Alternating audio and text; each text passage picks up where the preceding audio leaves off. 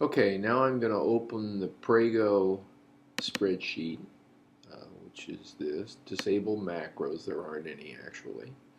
And here I have the Prego data, where the first column is the time period, the second is the market, New York, so this is first period, New York, brand, and then there are these accounts here. That's why there's 6 period ones, because we have the price for period 1, the distribution for period 1, the advertising, the display, or percentage of stores displaying, promotion, and units, and then we have the value for each of those. So if you look at one row here, that says that in period 1 in New York for Prego, the price was $3.19. Okay, now you might wonder, why do we do such a thing? And the reason is, if we select all this data, which is Control A, okay, and then we use a pivot table, data, pivot table, and we use a table or a range in this workbook, location on a new data sheet. Okay, and so here we have the pivot table, and we want to put take a given account, such as price or whatever we want to look at, and we'll put that up in the page location, so the filter location, I guess it's called here. And we drag that into the filter, and then the market into the filter, and then we look at time on the column. Let's see, time on the column. No, time on the row, and brand on the column, and the value in the values section. Okay, and then we want to select only units, so we clear, select all, deselect all, deselect all, and just pick units. Okay.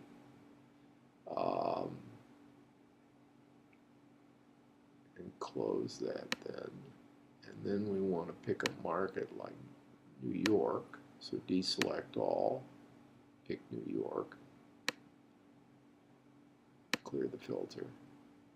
No, pick New York. All right. And now we can make a chart of that. The way I like to do it is to copy all this over to here.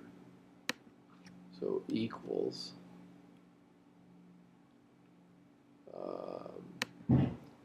and then we drag. We gotta open these columns up. Drag this 2, 3, 4, 5 brands, right? And then down. So what I've got now is a copy of what's in that. Let's get these all down reasonably small. And we'll even copy over the labels here.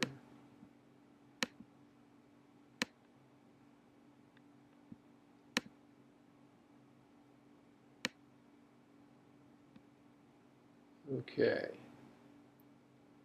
So there's what we want to chart. That's what's in that table. And the reason that this is useful is this is going to update. This is something we can control better. And if we make a chart of this now, where is my chart? Charts, line chart, that chart, and there I have all my brands. Okay. Put this in board, spread this out a little bit, maybe doll up emphasize Prego. Here, I didn't need to do that. Let's make this smaller. Now I want to go find Prego, which is what? Prego is this blue line here. This line, is it? That line. And then I'm going to adjust that. I'm going to go to chart layout, I think. And here's the selection of Prego. And I'm going to format the selection by changing the color to black and make the size a little bigger here. Not the transparency, but the weight. Let's up that weight a bit. Okay. So there is Prego.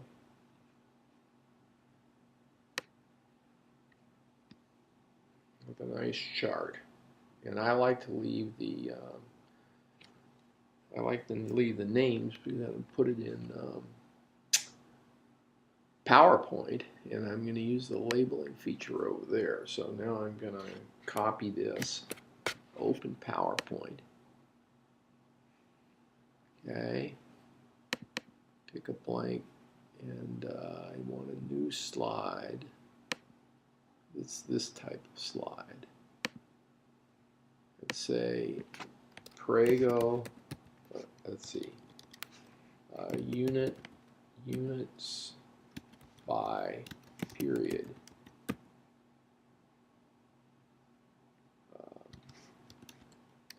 Spaghetti category. Category units by period. Category units by period. And then I'm going to edit, paste special, and I'm going to put a picture in there. Otherwise, Excel is going to put a active spreadsheet view in there, which I don't want it active. I want it to be okay. So there's, and now we'll take a look at what that's going to look like.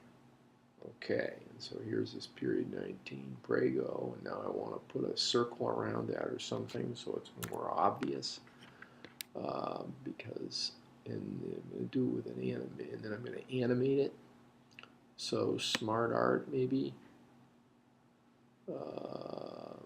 some kind of element on here. Put a shape on there. Put a call out maybe.